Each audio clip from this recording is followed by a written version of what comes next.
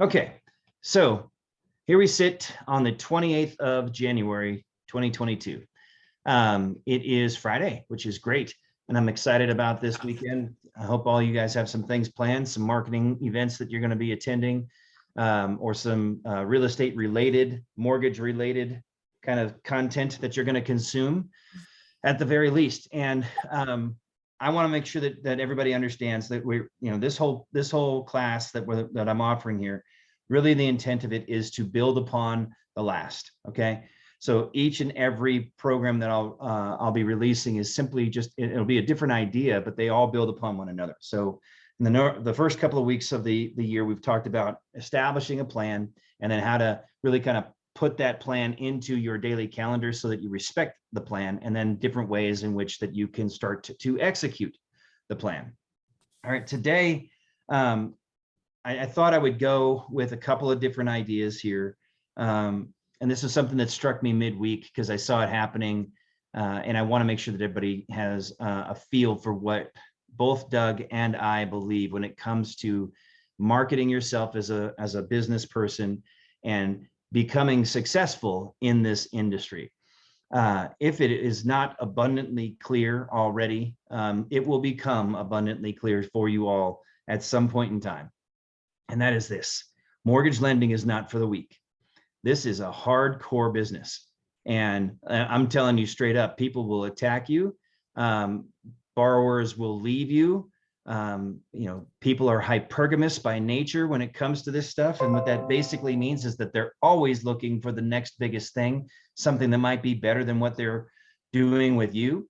So don't let any real estate agent ever tell you, oh, I've got my, secured lender and we're great together and that kind of stuff. They're always looking for the next, because if a deal came and fell on their lap that their present lender could not do, do you think that they'd just say, oh, sorry, my best friend lender person, he doesn't have a program for you, so you'll just have to go away with your $3 million, purchase. I can't help you. What? No, they're gonna scratch and crawl and figure out and search every search engine there is to search. That's a $3 million deal. You're gonna walk from that because your buddy can't close the loan? No, you're not. No, you're not. Let's be realistic. So the point is that you want to make sure that people understand what it is that you do. Your job as a mortgage lender is to market the services that you offer. That's it. Okay. Closing the loans is mostly done by your processing team or the underwriting team at whichever bank you choose to send your loan. So really what we need to do is just facilitate the process once it's in the door. Getting it in the door is a matter of making sure that people know that you do this for a living and you do it very well. Okay. So sounds pretty simple, right? Ain't so simple. Because here's what what triggered this idea for today's class in my mind. Earlier in this week and then previous week as well, we talked about leveling up your business and things that you're putting into place. And as you start to see progress, usually some little gremlin shows up and figures out some kind of way to introduce themselves into your life, and they are going to distract you, or they're going to attempt to distract you and basically throw you off your game to slow you down from doing whatever it is that you're doing. Progress, positive progress in particular, usually is it's akin to growth. Okay. When you're growing, there isn't a whole lot of pleasure in the growth. There's usually pain that's associated with growth, which is why they're called growing pains, right? As you grow, it hurts. You're stretching stuff that, shouldn't be stretched or wasn't supposed to be stretched or whatever. It's actually all meant to grow. We're all meant to grow, but the process of it is not a pleasant one. So what I'm talking about is this. You put your marketing plan together. You got an idea and you got a plan as to how you're going to hit that number. You've started to time block your time on your calendar, and you're adhering to that time block. And all of a sudden, the phone rings, and it's somebody in the family, and they need your help, and whatever that help might be. And it's hey, can you do me a favor? Would you please? Can you go over to your cousin's house and take care of them for me, because they got a little runny nose and they need someone to take care of them, and run down to pharmacy for them, and you're a good guy, you're a good person, go do that for me, would you please? Because I can't come and do it myself. Goodbye. And being the good family person that you are, you volunteer to go and do something like that. And what it does is it throws you off your purpose. Okay. Now, is doing that for cousin so-and-so a bad thing? Of course it's not. It's a good thing, right? But does it distract you from the goal and the commitment that you have made to yourself? Does it move you off that point? Yes, it does. How does that affect you one way or the other? Well, most people would say, yeah, but Ed, it's just, he's hurting, I need to go help him. It's just the way that it is. And, I want to be that kind of person. That's who I want to be in the light of God. And that's, what I do for my faith. And, they're going to justify it in any number of different ways. And I'm not saying any of those justifications are bad. What I'm saying is this: you have dishonored your knowing. You knew that you were supposed to be honoring this particular time block. And instead of adhering to doing whatever that task was in that block, which is going to lead you to that goal, which is going to lead you to that commitment, which is going to lead you down that way so that you will be more able at a future time to be able to help more people, because your resources will be more abundant, right? But instead, good old Steve Jobs got in the way. Dude showed up and lit up, and all the pretty noises that we have that are associated with this thing. And when it rings, and it's like, oh, it's a pretty song, and it distracted you. Or a bleep of a notification goes off on the phone. And just because you have notifications turned on, you look at it and you are suddenly distracted from your purpose, whatever that purpose could be. And it might be something as simple as, it's time for me to make my calls, or it's time for me to analyze and investigate different ancillaries that I could utilize to help increase my marketing. I'm trying to learn a program. I'm learning about, something from one of my wholesale lenders. I'm on a webinar, you name it, whatever it is. This is what I want you to understand. Entropy is a natural thing that exists in the universe. Okay. If you put anything, okay, not advertising for Fiji, but I'm a fan of Fiji. Okay. If I put this out in the sunlight and left it there, in time, it's just going to wither away, right? How much time? I don't know, 273 years or something crazy like that, right? However long it takes to finally become part of the earth again. But my point is that it will eventually just start to decay. Why? Because no one's taking care of it. It's just sitting out there. You've established a certain standard, and then you have done nothing to feed that standard, to keep it where it is, because that's what's going to happen. Every time you just establish an idea, if you don't maintain the idea, eventually it just kind of fades, okay? And then suddenly it's just nothing more than a color on your calendar that you don't pay any attention to anymore. and you don't have anything connected to it. There's no ambition behind the idea. So if in fact on your calendar is, I'm going to attend X training, I'm going to attend Y training, whatever it is, and something comes up with even something as important maybe as a loan.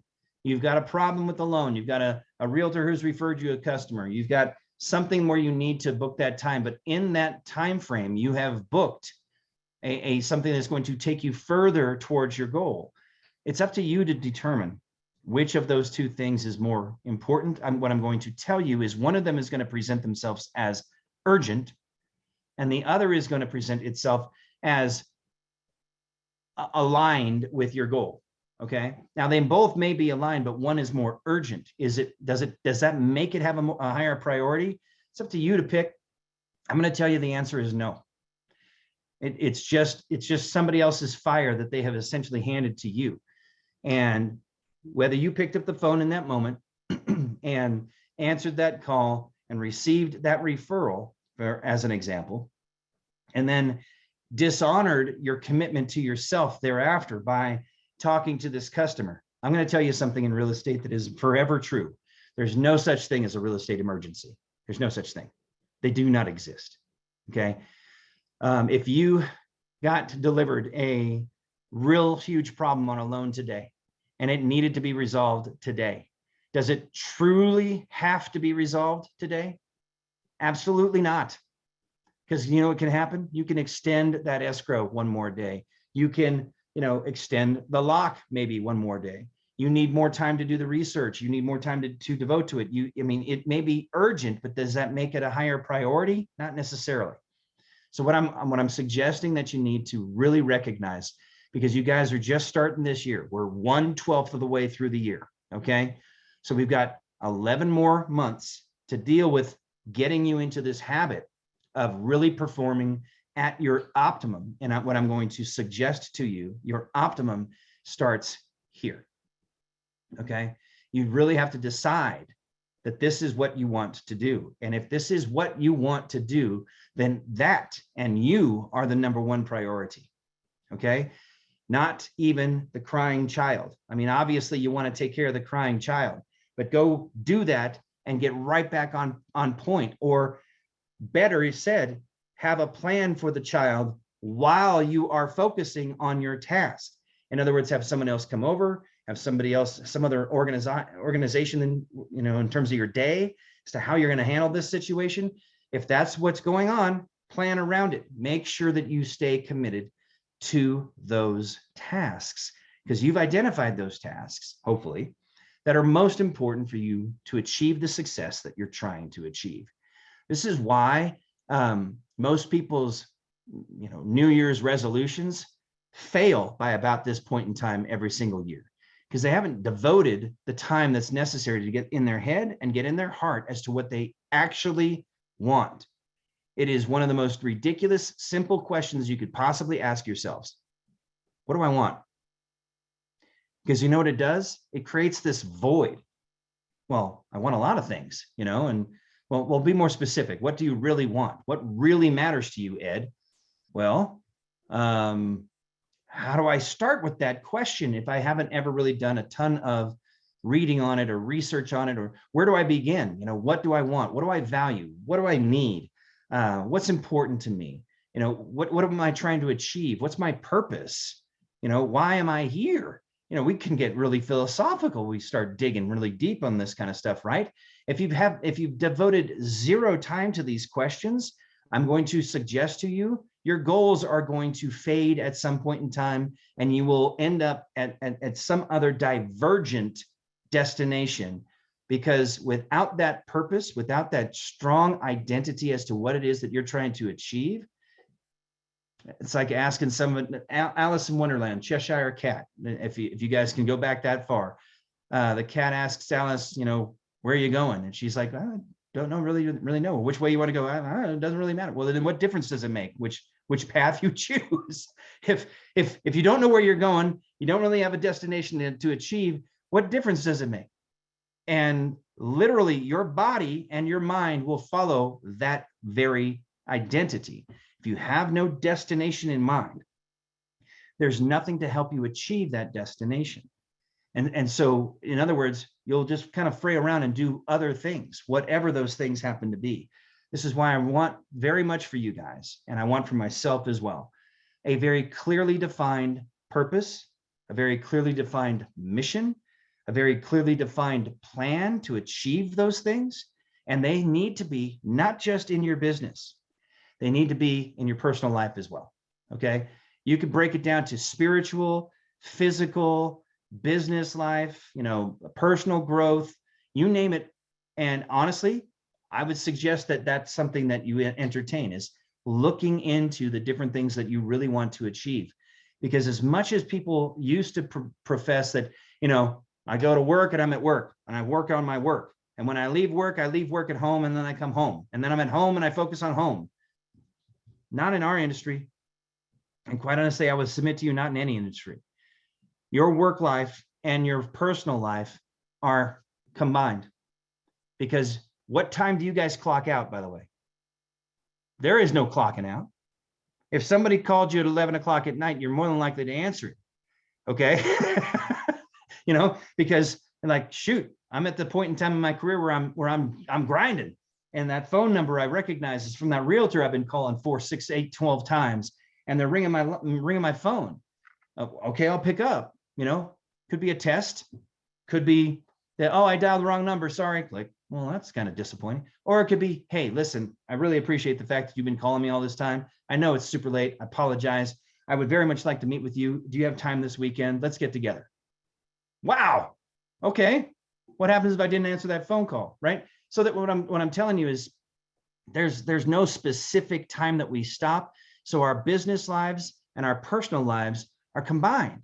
I guarantee somewhere on this phone call or someone who's watching this after the fact, they got to pick up the kids at 3 p.m. School's out. It's time to go get the kids, and I got to stop doing what I'm doing and go pick up my children. Make sure that they get to practice. I've got that block of time between 3 and 5 is about me taking care of those kids, getting them fed, getting their homework started, and going and doing whatever, getting them to soccer, basketball, whatever, you name it.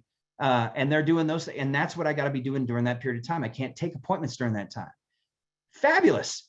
Outstanding. In fact, my recommendation is you plan your personal life first on your time block before you ever entertain the idea of having any kind of business stuff in there. I want you guys doing things that are part of your regular life, part of your, what you're hoping to achieve in your personal life.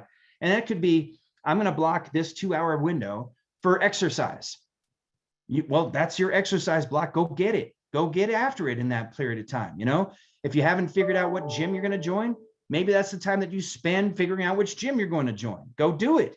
Move the needle. Progress is where we find fulfillment, not in the achievement. The achievement is great, but generally, if somebody were to hand me a trophy at the end of something when I achieve it, I'm going to be bashful. I'm going to be, wow, this is too much. I don't know what I've done to deserve this. I appreciate it very much, obviously, but it makes me feel uncomfortable. I'm not comfortable with that kind of stuff. I'm really excited about today. I got one more thing checked off on my list. I've achieved that, and now I'm on to the next. And now what's the next thing I got to go and get? And then by that time that I sit down at the end of that day and I watch that sun go down over those mountains, I'm going, yeah, today was a good day. Okay. Because you all have had those days where you finish the day and you're like going, what the heck happened today? I don't even know if I did anything today. I see you smirking, Monica. I started writing down the 5 things I did. And last 2 days, I wrote 7 things instead of 5. So it really helps when you look at them. It does. It really feels good. Yeah. Isn't it strange? I mean, it's such a simple little thing. Mm-hmm. But even on my calendar, every evening, write down the 5 things that you achieved today. It's an actual appointment with myself to write those things down. And it alerts every day, 7 days a week, 365. Okay. So it's just something to remind me. It's like, okay, what did I do today? And give myself some props for what I did, because it could be something as simple as I got up on time. I mean, seriously, I hit the gym today. Cool. I made my 6 phone calls, right, Monica? I did that today. I can say that I did that. And I know even if I got 0 response and nothing but voicemail, or even somebody angrily hung up on my face, I know I'm one day closer to achieving that goal that I set for myself, because it is a grind. It is simply a matter of achieving what you have set forth in your activities. Honor those things. I beg of you. I truly do. Because, so I'll give you guys an example, real life example. Last night, I'm scrolling through social media, and I see one of my buddies from back in 2004 is online. And so I hit him up with a message, and I just said, hey, how's it going, man? I haven't talked to you in a long time. And we ended up in almost a 2-hour-long phone conversation thereafter. He was one of the master coaches in the first coaching program in which I joined. And we went through what we've both kind of walked through over the last, now it's 18 years. Okay. I joined his coaching group in 2004. Everything in the mortgage industry has happened since 2004. I mean, it's been, the highest of the highs, the lowest of the lows. And the very point that I was just earlier making about your business life and your personal life are kind of intertwined. They are essentially just your life. You go through outstanding years of personal economic freedom, economic successes that you just never even imagined for yourself, to only within 48 months or 24 months to experience some of the most wicked, gnarly things you'd ever even imagine of yourself. I used to specialize in working with people who were in a Chapter 13 bankruptcy and helping them resolve their bankruptcy and actually establishing a pathway towards getting back towards a credit. Most of us that were in the mortgage world pre the mortgage meltdown had achieved financial successes that were unparalleled, in most of our families, quite honestly, and didn't require a Juris Doctorate or an MD or some other kind of higher level degree to achieve those levels of income. It was amazing. But when 08 hit and 09 and 2010, partnerships fell apart, marriages ended, usually pretty badly. Foreclosures happened, bankruptcies happened. I mean, you name it. My buddy and I both had our conversation about where rock bottom hit for both of us. And it was wicked. I mean, it was truly wicked. So to ride that wave of massive successes, unbelievable terminal levels of failure. I mean, we've lost buddies, people that have essentially, done the most selfish thing you can do when it comes to this tragedy. Hey, it happens. People get into that mind space. And so really what I'm suggesting to you as to these little activities, what we're talking about here on Renegade right now, is protect your mind. Fortify your mind. These are the things that are truly going to come in to save your life at some point in time. And it may never be, and I pray that it never does happen, that you ever have to endure the rocky road that those of us who have survived this industry since 2004, as an example, I pray that you never ever have to touch those things. But here's what I'm going to suggest to you, and I'm going to give you a perfect personal example. I can tell you specifically the day that rock bottom happened for me. It was 2018. It was November the 17th. Okay. And I remember that day vividly, and I use it every single day. But from that point in time forward, I had a choice. I could commit to myself and to my progress, or I could commit to ending it all. And that was basically what I was contemplating at that moment. But I made a promise to myself, and I made a promise to both of my daughters when they were born. And it was, I'm going to get you there, girls. I'm going to be able to get you to the point in time where I'm going to give you everything I got in terms of being a father. And the last thing I'm going to do for you before I hand you to another person is I'm going to walk you down that aisle. And when I put your hand in his, I'm going to expect that man is going to essentially take over the role that now you guys are one, and your dad is just out, right? That was the thing that kept me from terminating everything at that point in time. Those two girls, the promise that I made, the commitment that I made to them in their crib the day that they were born, that's what kept me going. That was it. Everything else was trash. It didn't matter. The successes, the materials, everything else was trash. So what if that was the decision, now what, right? So the decision was to make little changes and find that tiny little bit of progress. That's when I started doing those, I started looking, first of all, for a morning routine. And I established that routine, and I kid you not, the first time I put it fully into play, the next morning when I woke up, I could feel the difference. It was marginal, but I felt the difference in my body by doing those things the day before and committing and achieving every single step. It was a 7-part thing. It wasn't that big of a deal. It took me all of maybe an hour and a half to do every single thing on the steps. No big deal. But by doing it, I made that promise to myself. I achieved those things. And then the next day, I felt better about myself. And I started doing that religiously. I mean, like, you were not getting me off my morning routine. I don't care what was going on. If I was violently ill, I'm violently ill in the exercise room. If I was violently sick to my stomach and just couldn't handle myself, I sat there for 3 minutes and I meditated. I did whatever level of affirmations I needed to do. I am not sick today, feeling sick as hell. I am not sick. I'm going to convince myself whatever I needed to do, I'm moving through it. You could not divert my level of commitment. Here's what happened. I felt better. I felt a whole lot better. And then I felt really good about myself, about what I had achieved. Guess what stopped happening? Stopped doing the morning routine. I do a few things. Do 1 or 2, 6 maybe one day. All 7? entropy. And just the energy levels, how do they describe it? It's death by 1,000 cuts or something like that. I mean, you take one little cut, you don't really necessarily feel it. Oh, that stung a little bit, but I'm okay. But over time, as you look back, all of a sudden, what your energy that used to be here is now down here. And suddenly there's certain things in life that aren't happening anymore.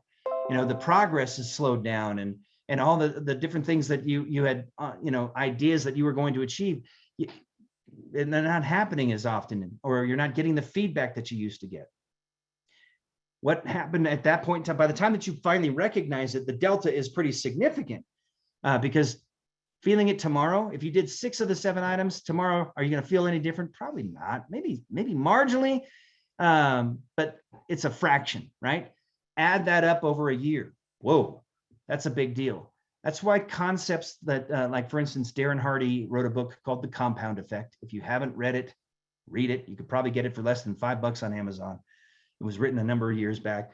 The One Thing is another book that was written. Gary Keller, I think, wrote the One Thing. And all it is, it's about doing that one extra thing.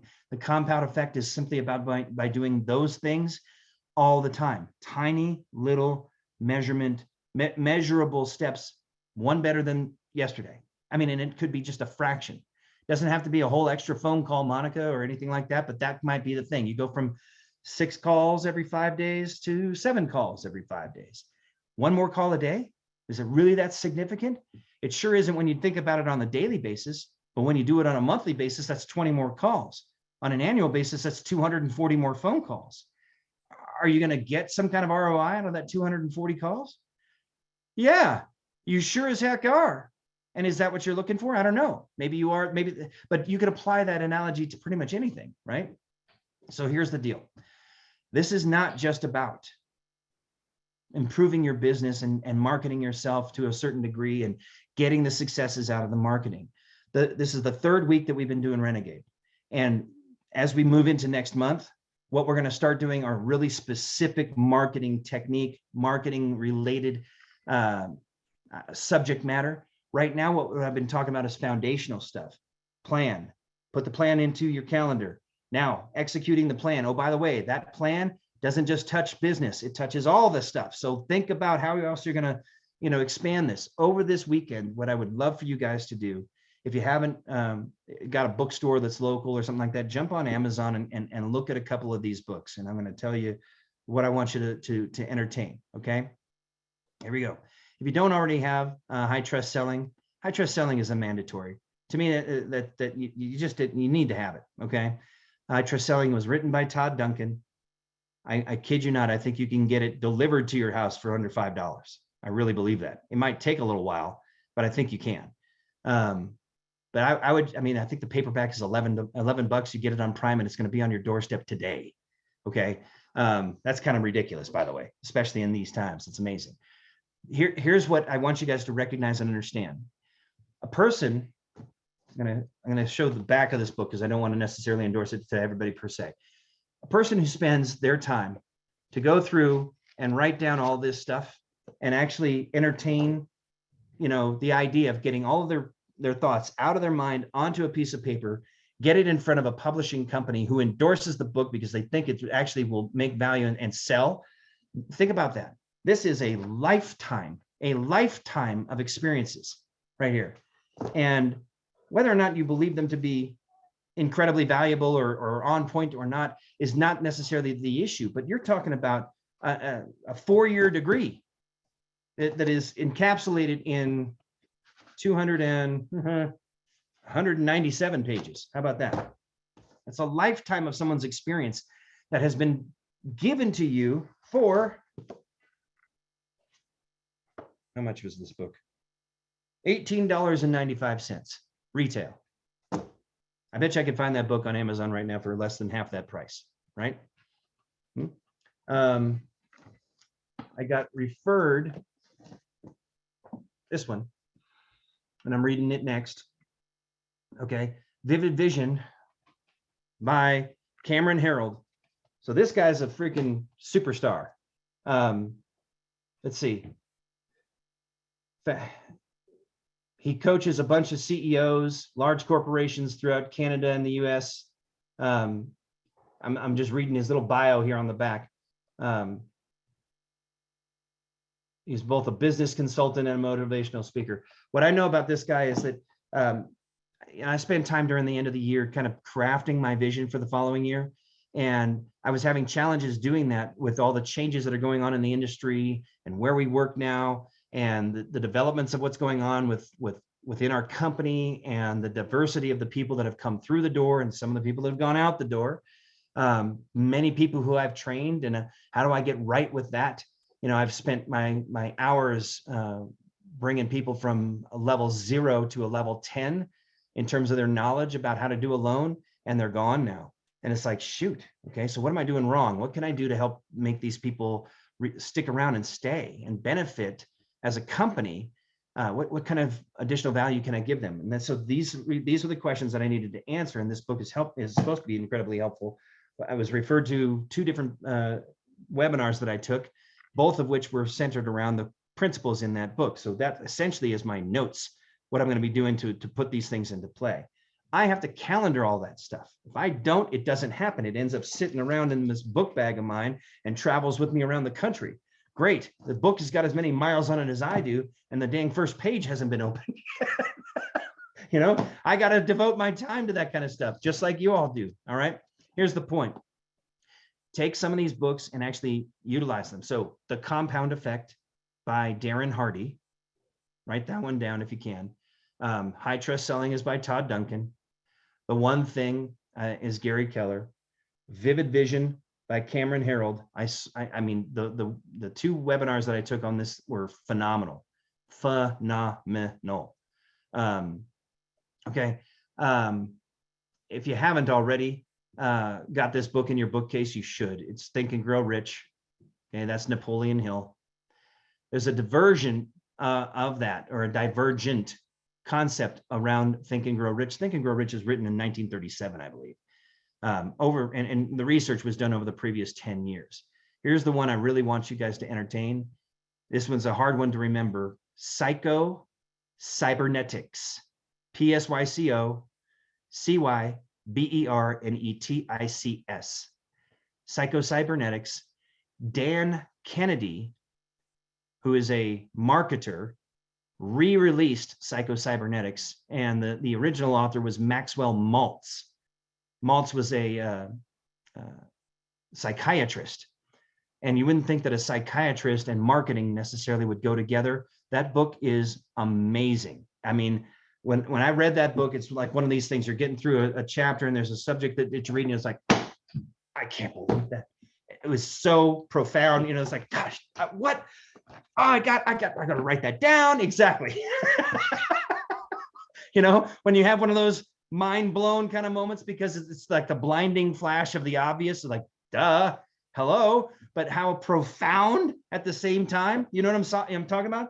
And I guarantee you can get Psycho-Cybernetics for $5-6. Okay. These are just the beginnings of a library that I want you to create for yourself, that have everything to do with fortifying your mind. What they talk about in Psycho-Cybernetics and what they talk about in Think and Grow Rich is the theater of the mind. Yeah, sure. I'm sure Kindle, wherever you want to get it. I'm a kinesthetic learner. So when I go through and I read something, I buy the book. I highlight the crud out of the pages. I don't know if you can see, you know, but the pages are all highlighted, right? I got to touch it.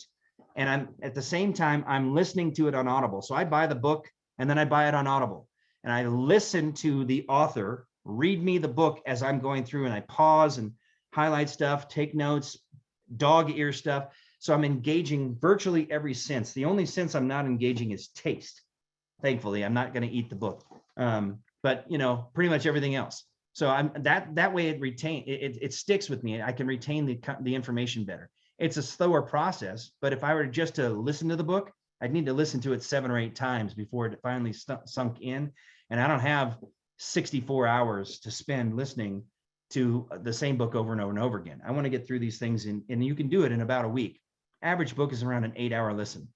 So if I do, you know, an hour a day, I'm pretty close to powering through a book a week. Now, if you spread that out, let's just say you did that for 10 months. Okay. You know, you're looking at what, 40, let's just call it 40 weeks. Forget about the other the other extra weeks in there. 40 books a year. How many of you have actually read 40 books? I mean, how about doing that in a year? By doing Audible and the paperback, there's a huge amount of content that has been written. Execution, winning through intimidation, all these different kinds of business related types of books, and then mix in some other stuff. I'm a huge fan of the 4 Agreements. If you've ever read the 4 Agreements by Ruiz, they are phenomenal. It's Toltec wisdom, by the way. So ancient Indian, like Toltec Indian wisdom. And it's amazing to read. And it was introduced to me by an incredibly wonderful person who I still to this day love and adore, who I don't talk to anymore. You know, but she was an incredible influence upon me. And that book and what the lessons that are in it, reminding yourself to always do your best, to don't take things personally, you know, all just the agreements in general. It's a quick read. And if you sit down and you think about it, to achieve these 4 agreements in a given day or in a given lifetime, it's virtually impossible. I mean, we're human beings, so we're made to fail. But the point is that these are great conceptual books. And I guarantee you there's some that you'll find in different levels of spirituality, different levels of metaphysical concepts. You know, I started, studying the metaphysical and stuff like that about 6-7 years ago. And it's very interesting to me, but it's just, it's kind of more of a hobby, but the amazing level of philosophy that is involved in these things is, it's really cool. Socrates, Aristotle, read some of the classics, get your mind fed with some really cool information. And we're talking about pennies, right? We're talking about a few bucks to get a book. It's not the end of the world. The concept of it is, though, you're devoting time back to yourself, to improving yourself.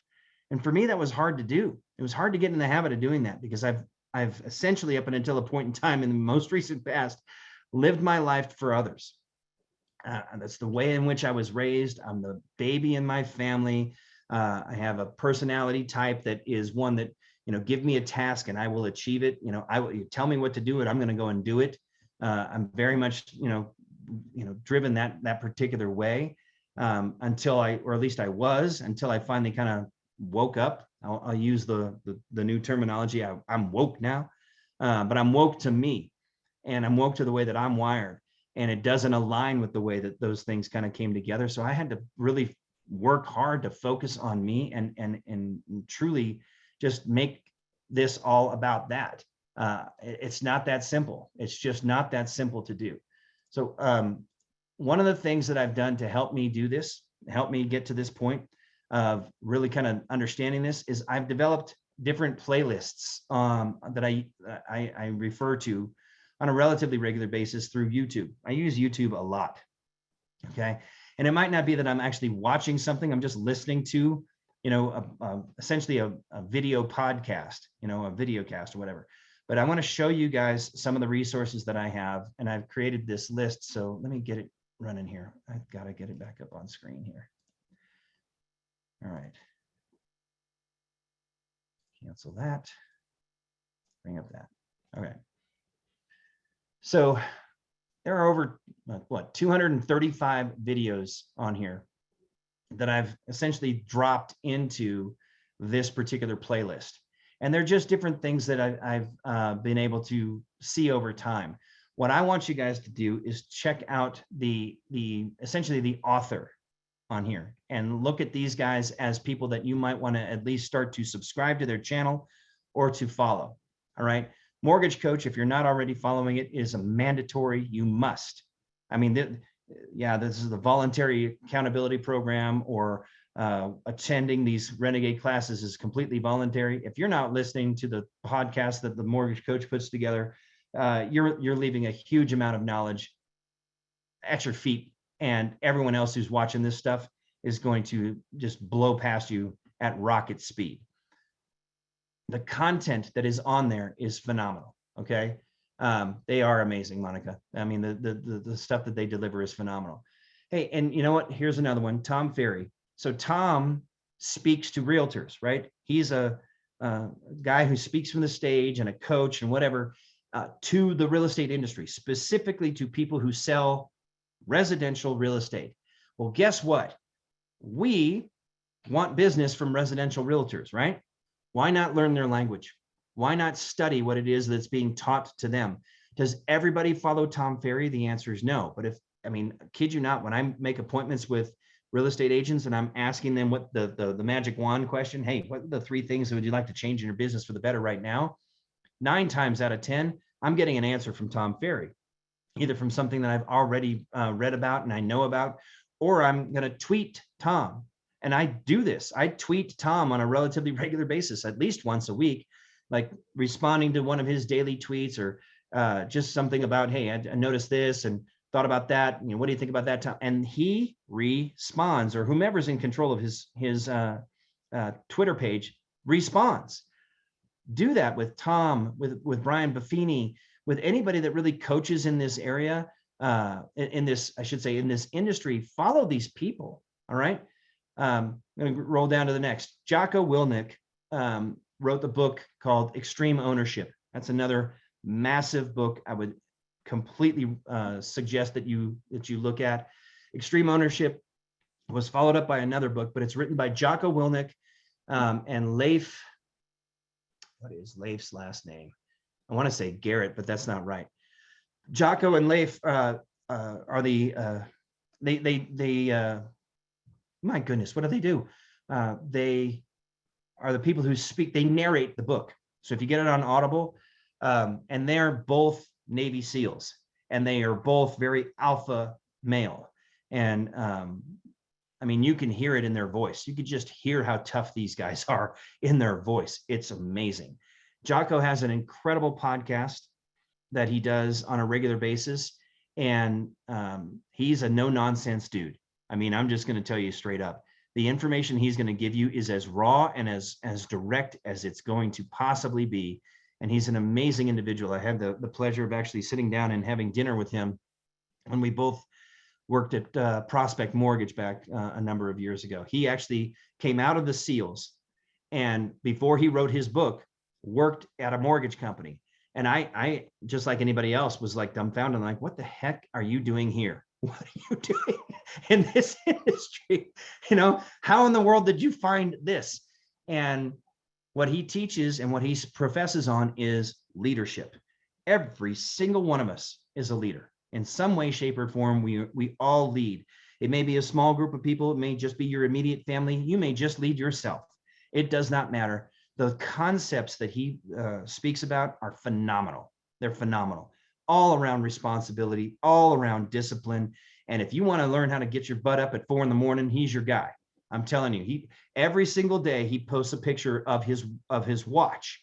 That's it.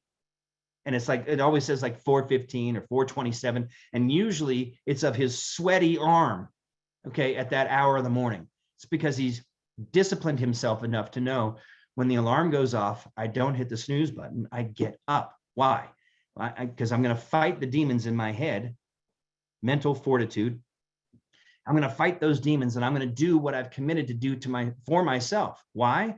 Because I know that it's going to be better for me. I've made these decisions. Now I'm going to commit to them, and I'm going to follow through.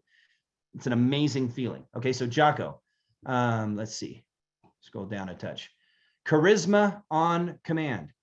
Now, some of us are naturally charismatic. Some of us not so much. So it's never a bad thing to practice dialogue. And that's essentially what this one does. It helps you understand how to be engaging and teaches you different techniques that you can utilize, from body language to eye contact to just tone and in the way in which you deliver, when to pause in a conversation and deliver, that kind of emphasis. Because if I wait till the very end of when I say a sentence and pause like that, you're basically on a cliff where you could fall off, and whomever you're speaking to can get distracted. But if I stop mid-sentence like that and I do something just as simple as that, that will keep people engaged. And these are tactics I didn't necessarily know how to do, but I practice these things now on a relatively regular basis, and it changes the way in which people listen. Okay, so check them out. Hey, how about creating some quantum wealth? Now, the person that you may or may not be able to recognize on that screen is a guy by the name of Dan Pena, P-E-N-A. If you don't know who Dan Pena is, he's a Marine, former Marine, and a businessman who started from absolute zero, like virtually no money at all. Kind of a similar story to The Rock, Dwayne Johnson, if you know about him and his company, I think it's called $7 or something like that. Dwayne was, dead broke and had $7 to his name. And that's from where he started his rise in the WWF at the time, started becoming a wrestler and getting involved. And now look at the guy, highest paid action actor in the world. Okay. To go from that to that, what's so special about Dwayne? He learned these concepts. Okay. He committed to himself. He's disciplined. He gets up early and does this kind of stuff. Dan Pena, if you're going to listen to Dan Pena, and you're a God-fearing person, just know that he uses an incredible type of vernacular, similar to that of Gary Vaynerchuk. But Dan will scream at you. Dan is like your drill sergeant and definitely gets in your face. Okay. But to listen to the guy, it's amazing, because he'll point out the incredibly obvious. It's like, here's what billionaires do. Why aren't you doing what billionaires do? Well, no. And then he'll just start yelling at you. If you want to be a billionaire, you got to do what billionaires do. Success leaves clues. And Dan's one of those kinds of guys. But this is just one particular thing that is in there. But I love it. Set bold, unrealistic, bodacious, over the top, unconventional goals. Love it. Tony Robbins, if you don't know who Tony Robbins is, you've been living under a rock for about 25 years. I love Tony. I think his concepts are amazing. Check out Tony Robbins' page, and you're always going to be able to get stuff from what he does. Oops, I didn't mean to necessarily do that. Let me get back here to where I was. Come on, computer. Oh, come on. There we go. Well, the simple part that most people... Let me shrink that for a second. Boom. Go away. All right. Believe it or not, y'all, program your life. This is something that I don't think people really recognize, or if they did recognize it, they would do it a lot more often. Your brain, and this is a concept that is actually spoken about in Think and Grow Rich. Your mind does not know the difference between the truth and a lie. There's no way to conceptualize those two things. Whatever information you feed it, it will obsess over.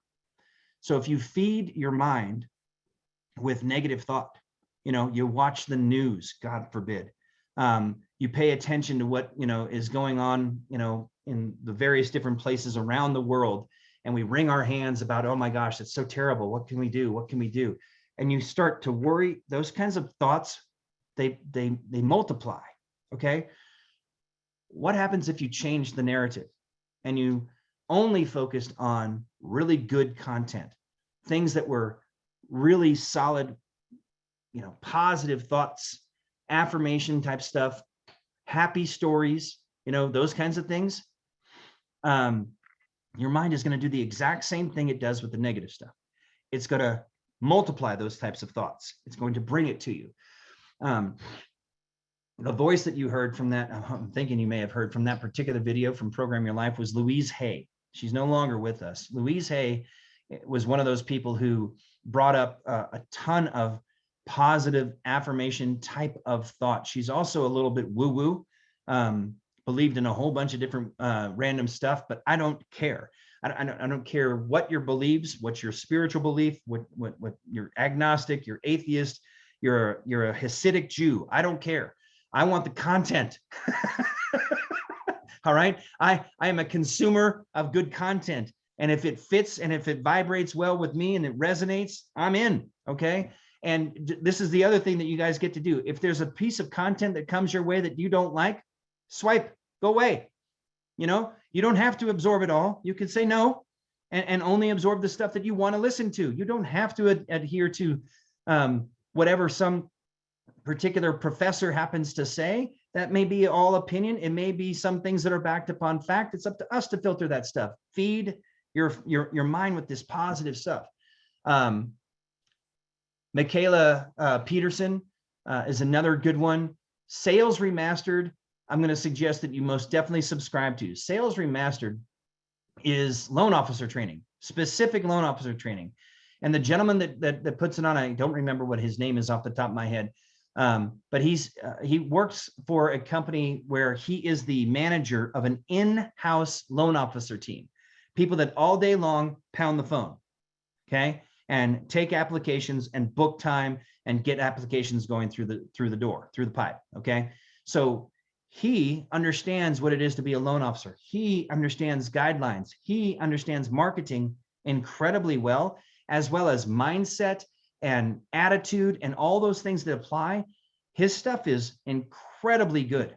And it's just, I mean, oftentimes you'll see it where he's like in his Maserati, you know, just hanging tight and driving down the road and talking to the camera at the same time. And whatever, if that's the time that you have to do your recordings, I've done the same thing. So be it. But I love this one. Get your ass off the couch. You know, pretty straightforward. Okay, so more Tom Ferry, more Mortgage Coach. You see, Unlock Your Life. These are morning gratitude meditations. Why is it in here? Because it's worked for me. It's something that I'm going to tell you that is not a bad thing to start your day with. Gratitude and anger and pain and disappointment, they cannot exist simultaneously. The two feelings cannot exist at the same time.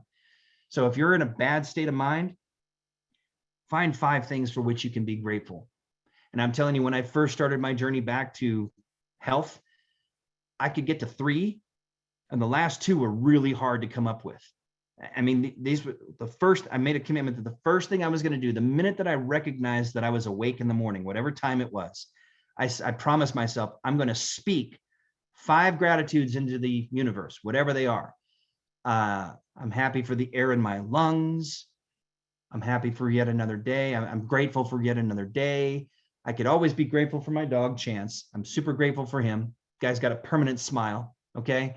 And then I would like going, okay, what else? What's next? What am I grateful for? I'm grateful for a roof over my head. I'm grateful there's gas in my car. I mean, it was that rudimentary, and I mean it sincerely. It was that basic when I first got started in this stuff. Oftentimes I would look for cheats. This is a cheat. Okay. This is a 15-minute morning gratitude where they're speaking to you about things for which you should be grateful or could be grateful. And it's just, it speaks a gratitude. You repeat the gratitude. It speaks a gratitude. You repeat the gratitude, and it's all in first person. So just one of the many different things from which you can utilize. Okay. The House You Love is another great one. This dude is on it. Every time that there's a guideline change, he speaks about it. He just recently spoke about the loan level price adjusters that are coming in for second homes and investment property. He speaks about the rules FHA. He talked about the new loan limits that were coming out. I mean, he's on it all the time. Okay. This was an interesting one. This is a little older, but Steve Van Meter, I saved this one because he's actually talking about why we're going to drive interest rates down into the 1s and what is going to feed that that kind of direction for interest rates. Now, it's hard for me to conceptually understand how we're going to get back to 1% interest rates. And we're talking about 1% mortgage interest rates, like selling rates in the 1s.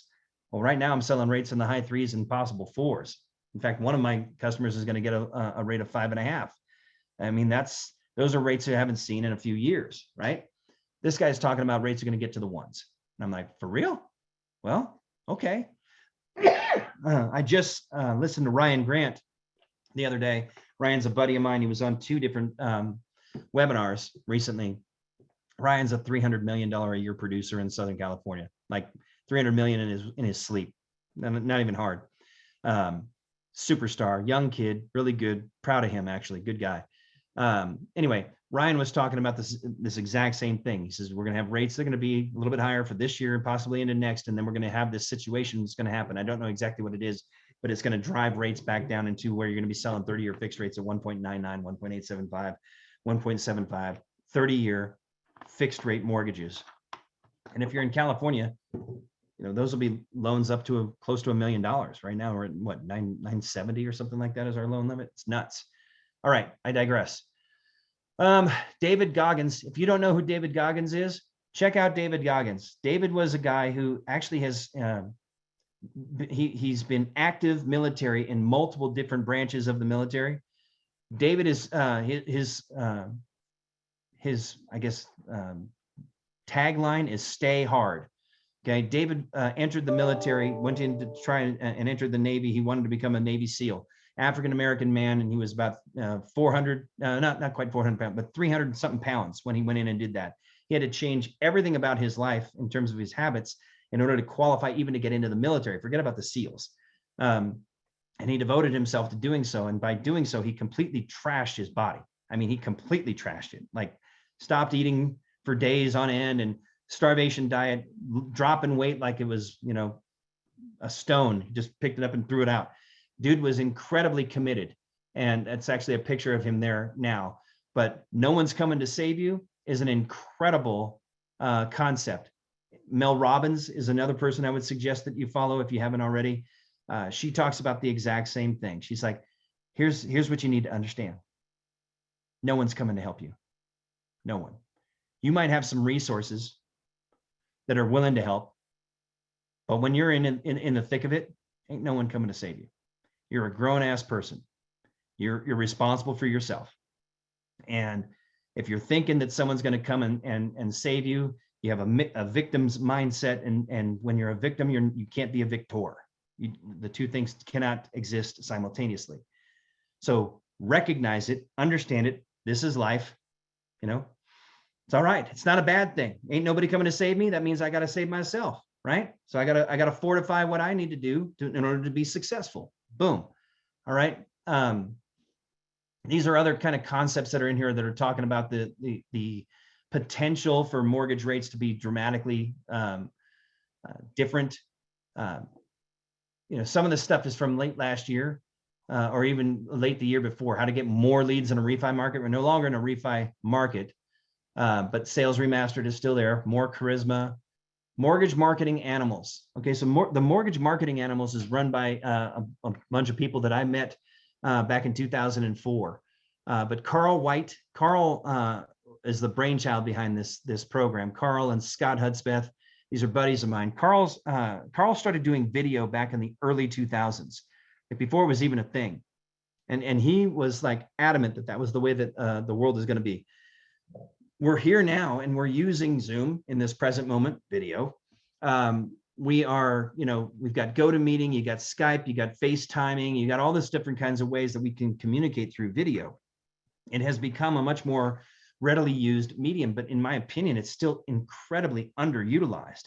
If you can master this art, how to use your webcam, how to communicate with people over video, how to send video messaging, you will be in the better than 1%. You'll be in the 0.1% of people that are using this as a way to bring business to you. And then of course you got my buddy Todd. Todd's the same fella that wrote the book High Trust Selling. Todd is, I'm just going to say, personally, Todd's an incredible human being. Okay. Todd also went through a rags to riches, or I should say it was riches to rags, back to riches story. And his story is ridiculously powerful. And he lost his first wife to cancer after a very valiant fight on her behalf. And when you lose a spouse or someone really super close to you to that disease, everything around that disease becomes kind of a touchy subject. I'm a survivor myself. My sister is a survivor. Both of my parents are survivors.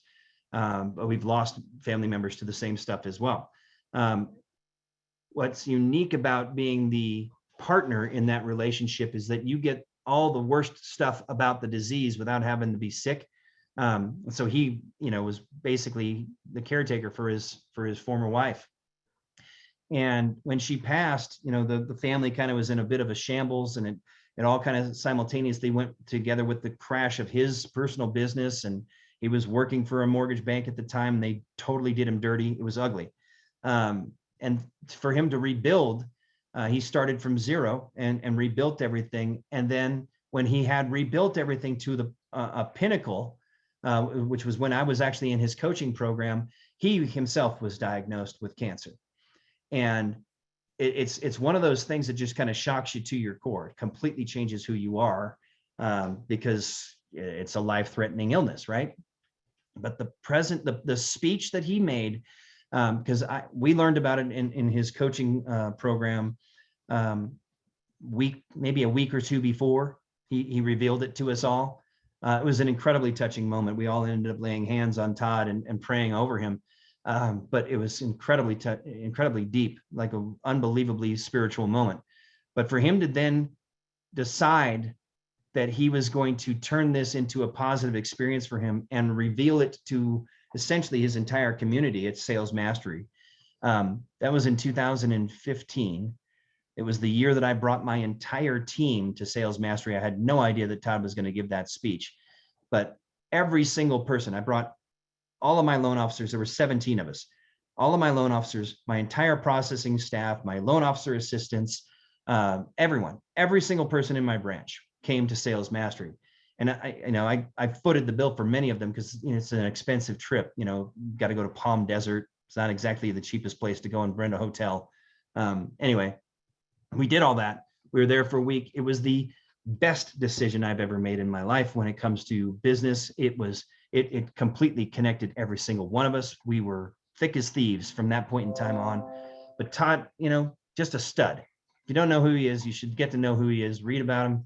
Read his story. He's got a couple of really great books. High Trust Selling is one of them. Time Traps is another.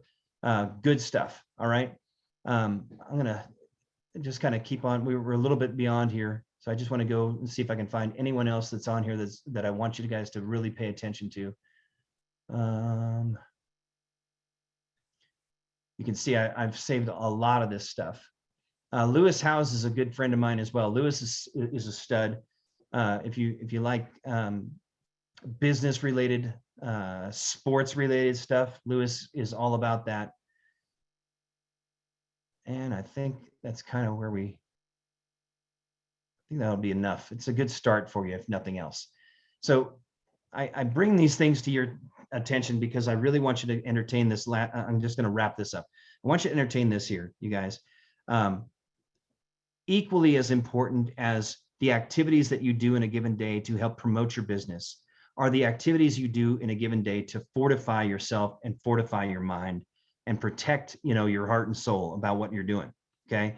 So beyond the foundational things of, what I need to do if I do morning prayer, or if whatever those rituals to which you devote your time, I'm going to strongly recommend and encourage you to keep doing the things that are to your benefit. Keep doing those things that you've already started to do, and dabble and sprinkle in some other things. Investigate about them. Hal Elrod is an author, wrote The Miracle Morning. The Miracle Morning is a piece of cake. This is from where I developed my morning routine, was from The Miracle Morning. And you don't have to do it in exact order, the way that it's recommended or the way that they preach about it. They created an acronym called SAVERS, SAVERS. Okay, and that acronym represents the different activities in the Miracle Morning. Okay, there is a Miracle Morning for real estate professionals. Get it, because the realtor in that story is the bad guy. They're the slacker. The realtor's the slacker, and the mortgage lender is the one who's kicking butt. Okay, so it's really kind of a fun little read. It makes me laugh every time I get to it. But it's a married couple, one mortgage lender married to a realtor, and they start talking about life, et cetera, and what's working, what's not. And she follows a routine. She, the mortgage lender, he does not. And his business fails and hers is doing great. And they relate it to the things that he was not doing, that she was doing. And then finally, of course, it's a happy ending story. Everything gets better, right? But what I'll tell you is, learning about those different little things, what Hal basically understood was that these people who are mega successful, like ridiculously levels of success, all practiced at least one of these activities every single morning without fail. And what his concept was by learning all those different things is like, well, what if we do them all? And that's what Sabers is. Sabers is all of them. Okay. And so take a look at that book. I kid you not. Hal Elrod used to sell Cutco. If you don't know what Cutco is those knives that you can engrave and use as like a closing gift for your realtor, door to door, like Hoover vacuums. Hey, you want to try a vacuum? He was door to door selling Cutco knives. All right. And the best salesperson in his territory, which was Fresno, go Dogs go. I'm a Fresno State guy. He sold the lights out. And on the way home from an awards meeting, an awards dinner, where he was, of course, recognized as the best of the best, he was in a head-on collision from a drunk driver and was dead for 7 minutes. Dead. Okay. And his recovery, he was complete. I mean, he broke a ton of bones, the whole nine, got really badly hurt. He's now a cancer survivor. He's gone through cancer treatments as well. This dude is like it's interesting what God will bless you with these challenges to provide evidence to yourself that you can get through it and to the other side. And that, yeah, you want to know about courage? I'm going to give you something about which you're going to need to have courage, that's that kind of stuff. Anyway, Hal wrote this book essentially and researched this book in his hospital bed as he was going through recovery. Amazing guy, amazing mental fortitude. Let's just say it like that. That book's amazing. So check on that one. Anyway, I'm gonna just recommend to you guys, and I appreciate you guys sticking a little bit longer here with me. The idea is not that you can just do the business stuff and kill it in the business stuff and not pay any attention to these other things that are equally, if not even more important. There are going to be examples in life that you're going to be able to see where folks are doing business really, really, really, really well. And they seem to be like on top of everything. They just are nailing it, right? But their lives are behind the curtain are a mess, or they have absolutely no fulfillment in what it is that they're doing. And it's just like every single one of us have some kind of demon that we're fighting pretty much at all times, right?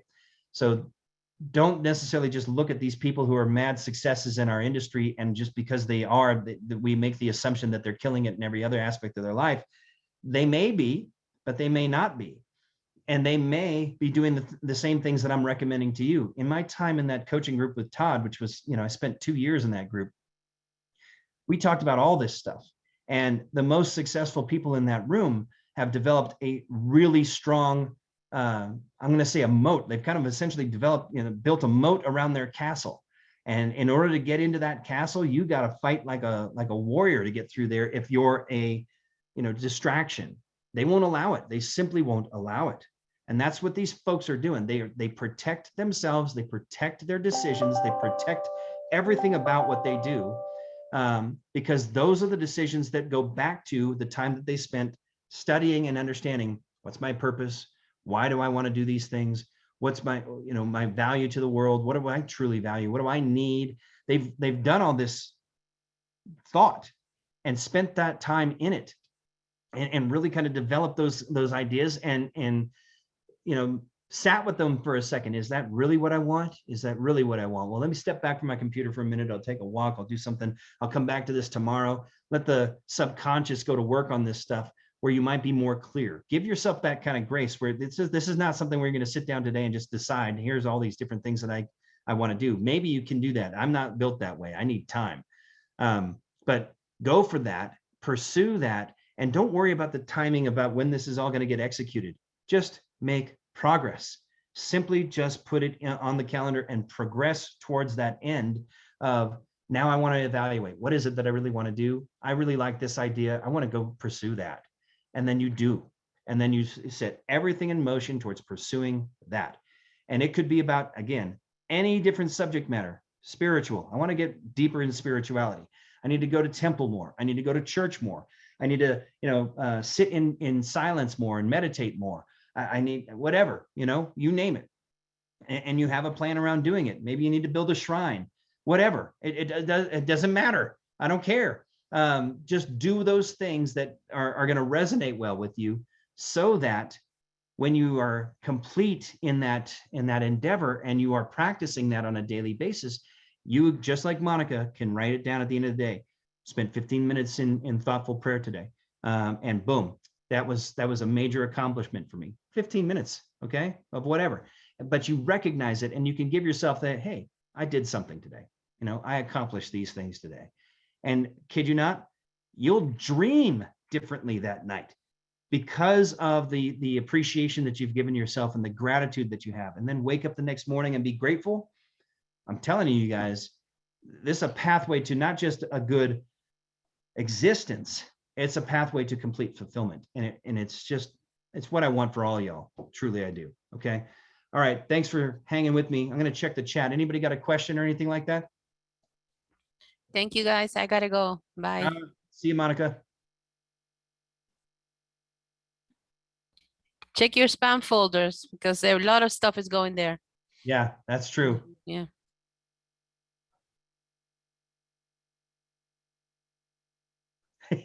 AP, your mentor would call you out in Hebrew and in English. I never knew there were so many Hebrew cuss words. Yeah, no, he actually, if you've been to Southern California, you probably see the automotive shop, Brake Masters. And so it started right here in Tucson. So he started Brake Masters back in the early 80s when he came here from Israel. He came to the United States with $175 in his pocket from Israel after he got out of the IDF. He started working at a tailor shop in Manhattan. He came to Tucson. He was working for some guy for 6 months, and then he started his own shop. And now he has like 102 stores now. That's amazing. Yeah. There's nothing stopping any of us. I don't believe that there's a single thing that's going to keep you from being a success or me from being a success. You know what keeps us from being a success? Us. We get in our own way. So I have a question. So I mentioned an appointment to you earlier privately. The guy that I'm going to meeting, he maybe said, he let me speak and he cut me off when he heard what he wanted to hear. So I paid attention to that. And then he's like, I want to talk to you about investment properties. Make an appointment for me second Wednesday of February in the morning. So how's 11 o'clock? That's good. Send him an invite. But he said maybe 10 words the entire call. And that was once I heard him like speak and like he only said 10 words, I kind of took a step back a little bit. I'm like, this guy's intimidating. He's the silent death, So that's him a little. He's not a bullshitter, that's for sure. Direct. He's very direct, and he's scoping you out, man. I mean, he's essentially letting you talk yourself out of the appointment. So he's laying it down. I mean, let's be serious. The more you listen, the better you learn, right? The more you talk, you're not learning much. You're just spouting off stuff you already know. So he's checking for, where's the value in this? Can this be of substance? Now it's up to you, since he booked it so far out into the future, to demonstrate how you follow up and the way in which you're going to follow up, the additional value that you're going to bring in between now and the time that you meet, that kind of stuff. So would you recommend me looking up like different businesses that he might own in the corporation commission to see, and then correlate that with like properties he owns and see what kind of properties he owns? That way I can present the kind of products. And then also if he owns like multi-unit apartment complexes that are worth more than $1 million, I should also maybe try to find a lender that can do $1 million Fannie Mae deals as well. Yeah, anytime you do more than 4 unit, you're going to be in a commercial world. All right. And so if you don't already have commercial contacts, we can talk about it when we're on the phone. But definitely you want to be able to, I would do a property search for his name, for his LLCs, and see what his holdings are. You can do that with your title company, just doing a simple name search or a property search or any of that kind of stuff. Entity search, see what owns what he owns, I should say. Okay. And get an idea of the kinds of properties that he's into, if it's residential, commercial, mixed use, whatever, and be finding different programs and research what you can do for that, and so that when you're sitting in front of him, that you're speaking intelligently. And I would Google his name, honestly, and see what else you can find about what's been written about him, different projects he's been part of. Because usually when if you're doing some kind of commercial development or redevelopment, you'll find that in some kind of trade magazine or some trade, newspaper that is thrown around the internet. They usually will write stuff up like that. And it could be something as simple as the Tucson News or the Mesa Sun or some other random thing like that, right? Check it out, see what you can find.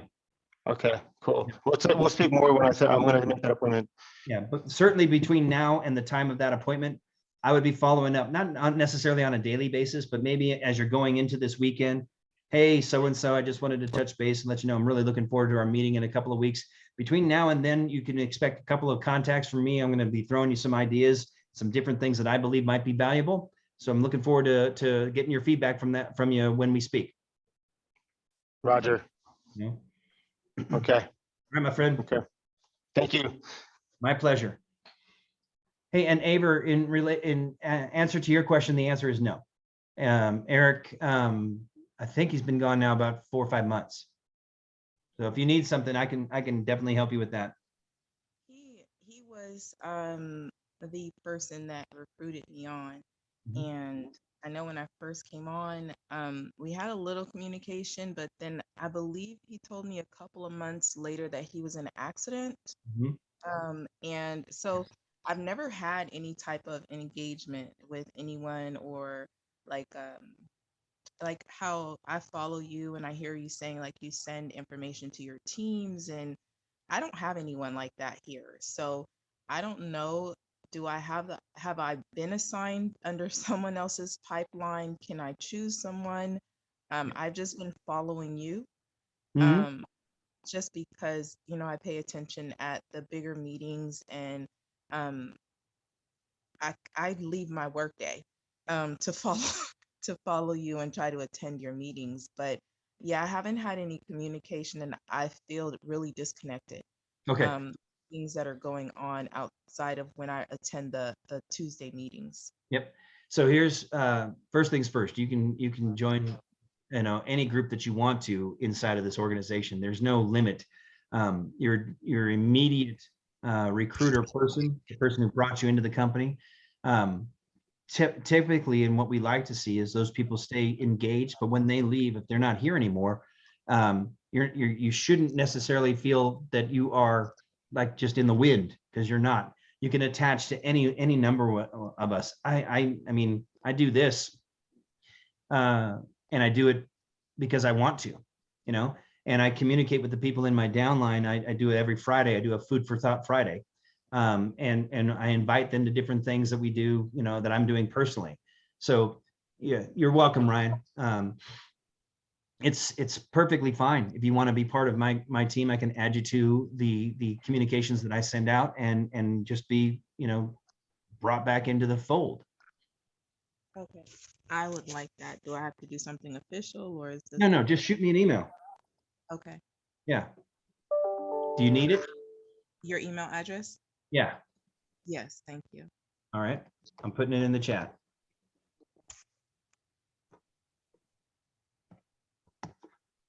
Boom. All right. Okay, I have it. Thank you. I'll send you an email today.